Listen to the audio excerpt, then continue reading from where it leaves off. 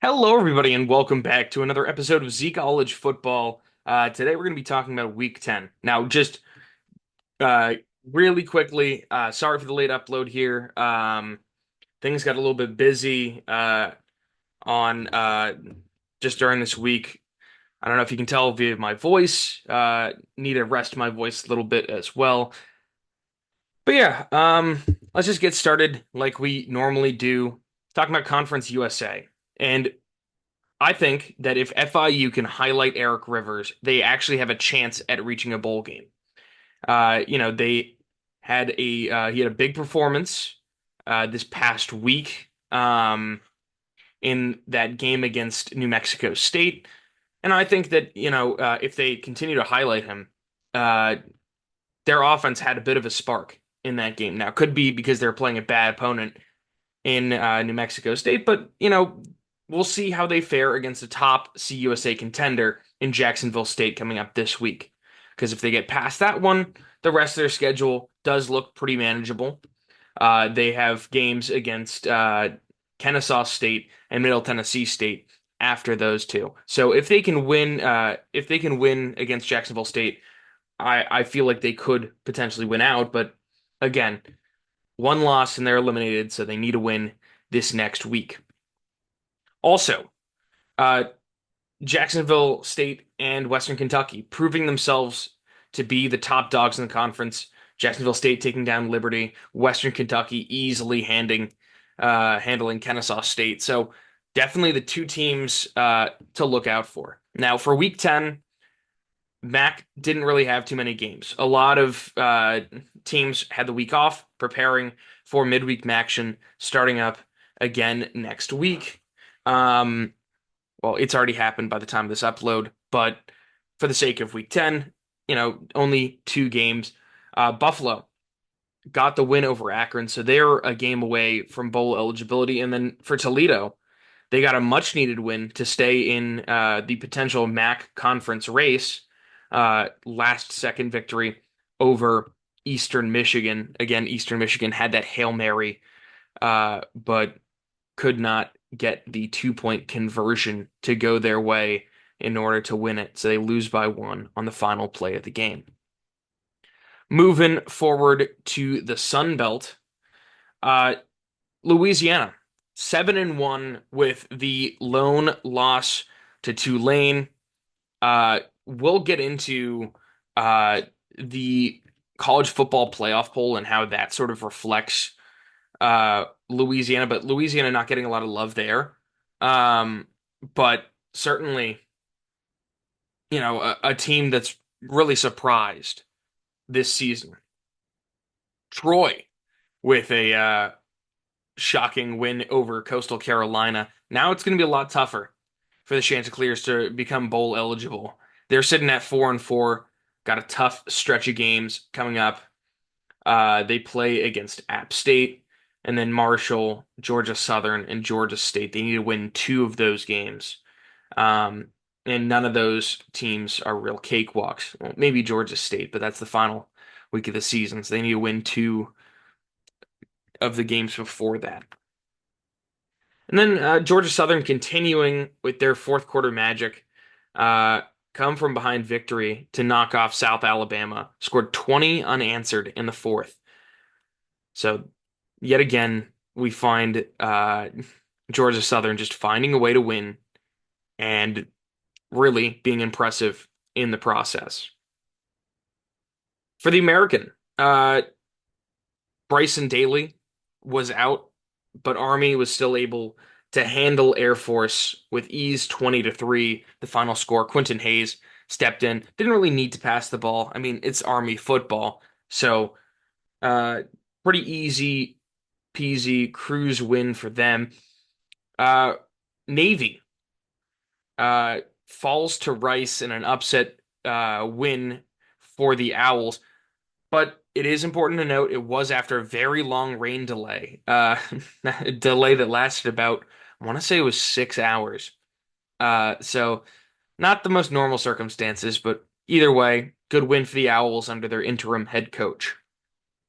And then Memphis took a loss to UTSA that second loss is pretty much going to knock them out of the American Conference championship game. You look at the standings in the American, you see, uh, Tulane, Army, both with no losses in conference. You see Navy with a conference loss as well.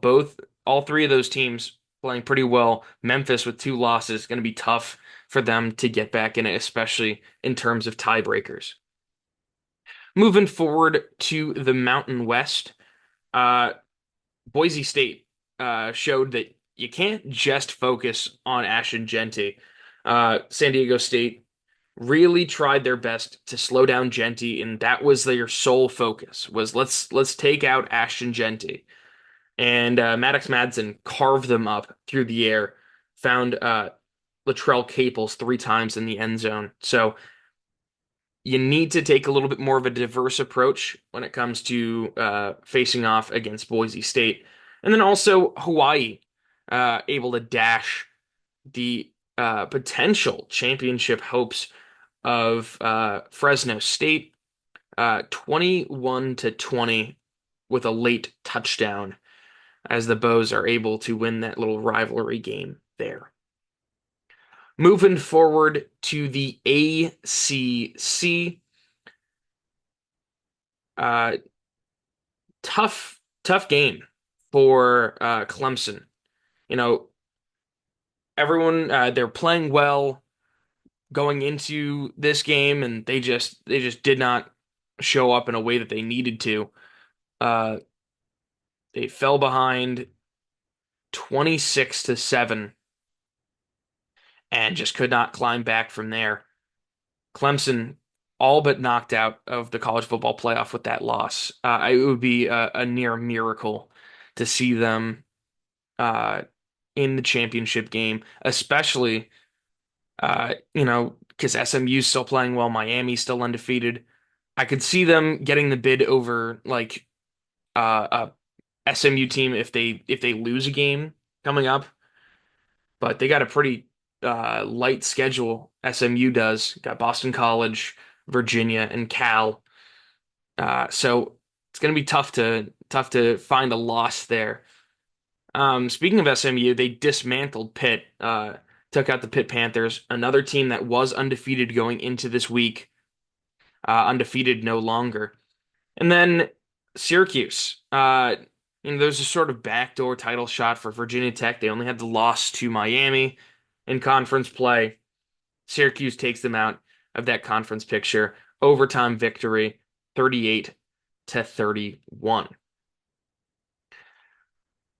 The biggest storylines I would say from this week came out of the Big 12, and it's wide open. There is no like clear, definitive second best team now. BYU undefeated. They are 8-0. They're at the top of the conference, but Iowa State takes an upset loss to Texas Tech. Kansas State, another team that people were high on, takes a loss to a Houston team, which really was struggling up to that point in the season. And you're starting to look at it, and, you know, Iowa State now has a conference loss. Colorado, another team with only one conference loss. And you're starting to ask yourself, are we going to see Coach Prime in the Big 12 championship just in year two? And I can't definitively say that that's not going to happen. And then last little thing I want to touch on there, Baylor able to win the rivalry against TCU on a last second field goal. So heartbreak for TCU, but Dave Aranda pretty much saving his job over there at Baylor. Let's talk about the Big Ten. Uh, Couple surprising results here. Uh, Illinois losing to Minnesota. Not a lot of people expected that one. Illinois looked a little lifeless in the past couple weeks. They were still ranked. Minnesota gets them.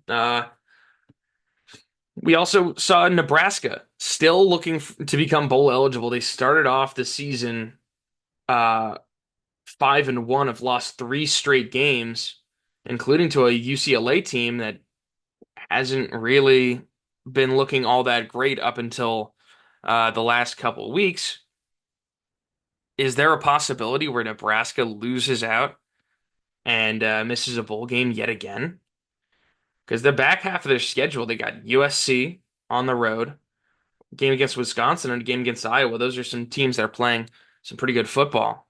Well, maybe not USC because it seems like it's a rebuilding year for USC. They're starting a new quarterback this week. Miller Moss got benched.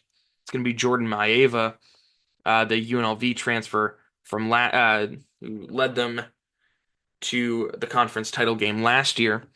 Um, but a lot of fans are wondering, is this it for Lincoln Riley? No, I don't think so. I think, it's bound to be a little bit of a rebuild. But I still think that they can make a bowl game, especially if they can win against Nebraska in this game coming up. And then finally, the Iowa offense looks completely different under Brendan Sullivan. Iowa scoring 40 points in back-to-back weeks and scoring 40 points in three out of the last 4 weeks. Very surprising, to me at least. Uh, you don't really expect that out of Iowa. They've been historically terrible on offense for the past couple years. And then finally, moving on to the SEC, we have South Carolina. Uh, Real story of this week at home at Williams-Brice Stadium. They were able to dismantle Texas A&M, and it wasn't all that close. Um, so certainly something to look at. As maybe a team that's playing spoiler. Uh, they have Vanderbilt on their schedule up next, so that's going to be a very good game to watch. But then after that, you got Missouri, a relatively unimportant game against Wofford uh, that will almost certainly get them bowl eligible if they don't win out the rest of the season, and then a road game at Clemson to finish things off. Georgia, uh, able to pull away from Florida late in the game to escape that rivalry game. And then finally, Vanderbilt able to beat Auburn for the first time since 2012. I mean, what a year Vanderbilt's having here. But before we get into the initial CFP poll that came out on Tuesday night, let's talk about some of the storylines in terms of teams that are making bowls or eliminated from bowls. So let's start off with the negative. Let's start off with the teams that are eliminated from bowl contention. First things first, Kennesaw State. Technically, they weren't able to make one to begin with, but they take their seventh loss on the season. They're out. Same with Stanford. Stanford, a team that people were sort of hoping would make a dent in the ACC. There wasn't a lot of optimism that they were going to make a bowl this year, and they've seemingly proven why. Purdue, Ryan Walters, absolutely on the hot seat at this point. I would. He's one of those coaches where yes, it's year two, but you expect to be turning in the right direction. They seem to be trending in the wrong one. UMass, it's UMass. Seventh loss. They had two FCS games, so they would have um, needed a miracle to make a bowl game anyway. Akron, uh, they're just terrible. Akron is not playing well. They do have another game that they can win on their schedule against Kent State, who's somehow even worse. And then Air Force, a really disappointing season from Air Force. They were a great team ranked last year, and just a complete and utter collapse towards the end of the season, and that sort of carried on the momentum into this one. And then for the teams that are now bowl bound, the Louisville Cardinals able to get the win against Clemson, like I mentioned, uh, and honestly having a pretty good season, not a miracle season like they had last year, but still pretty solid.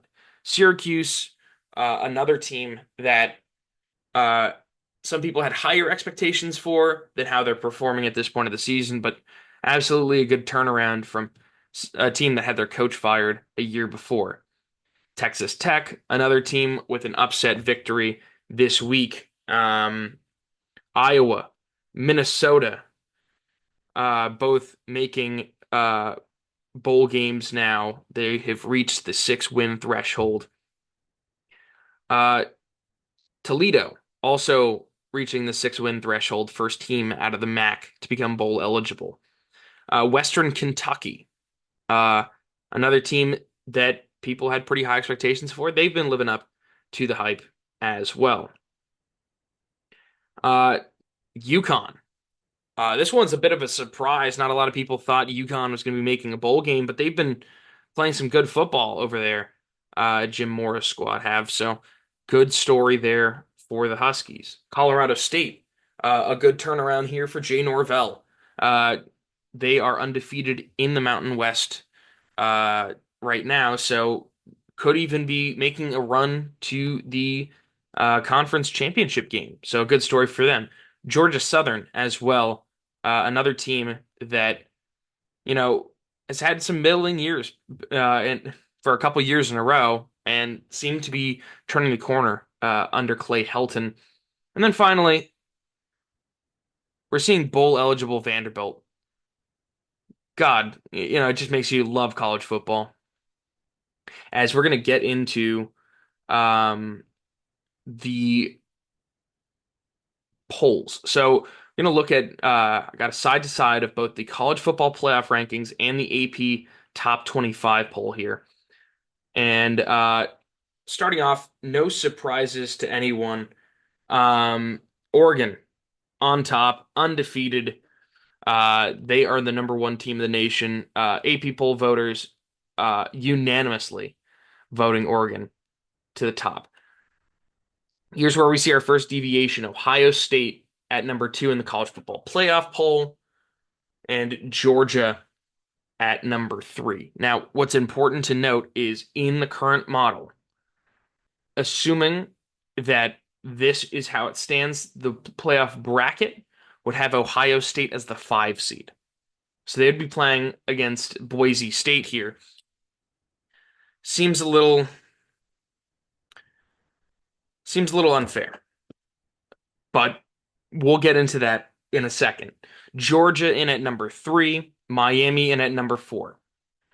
Uh, Texas at five, Penn State at six, Tennessee, Indiana.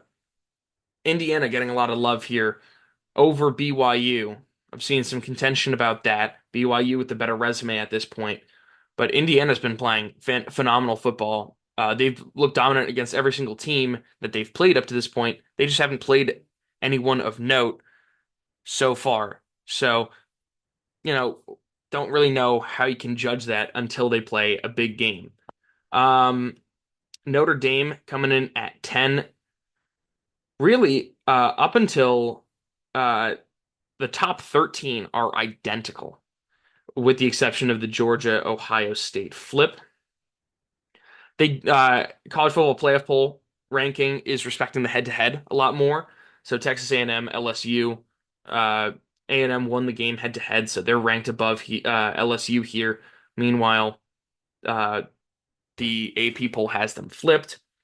We got Ole Miss again. LSU beat Ole Miss, so the head-to-head is being respected there again. You see the head-to-head respected between Kansas State and Colorado here at 19 and 20, whereas Colorado above of Kansas State in the AP poll.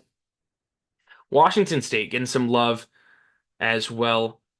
Louisville Higher ranked in this poll, Clemson a little lower. Missouri, not ranked in the AP poll, although they're right outside of there at 26. And then Army, a lot lower on Army uh, in this poll. So Army dropping all the way from 18 to 25. Overall, I like I like what the CFP poll did here. But we're gonna have to keep on monitoring it, see how it is throughout the next couple weeks because this is the one we're gonna be paying attention for. I mean, AP poll, it was great for the early part of the season, but this is um this is what really matters here. And that will do it for this episode of Zeke-ollege Football. Thank you so much for tuning in. If you like it, like the video, drop a follow, drop a comment as well. I'd love to hear what I can do to improve this series. But until next time, I will see you all in the next video.